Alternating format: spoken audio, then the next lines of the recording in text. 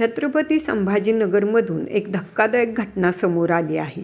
रक्षाबंधनाला बहिणीला येता येणार नसल्यानं भावानं तिला आग्रह करत साडी खरेदी करायला नेलं. मात्र दुकानात काही वेगळाच प्रकार घडला. नेमकी आणि सविस्तर बातमी पाहण्याअगोदर बोलहटके न्यूज क्रिएशनला सबस्क्राईब करा. व्हिडिओ आवडला तर लाईक करा. जळगाव येथील 32 वर्षीय महिला माहेरी छत्रपती संभाजीनगरमध्ये आली. राखी पौर्णिमा सणाला पुन्हा शहरात भावाकडे येणे शक्य नव्हते.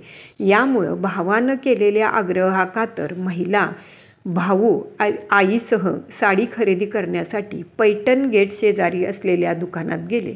2 साड्या पसंत केल्यानंतर चेंजिंग रूमच्या आरशात आईला दाखवली. याच वेळी अल्पवयीन मुलानं महिलेकडे बघून पॅन्टची चेन उघडत अश्लील चाळे केले.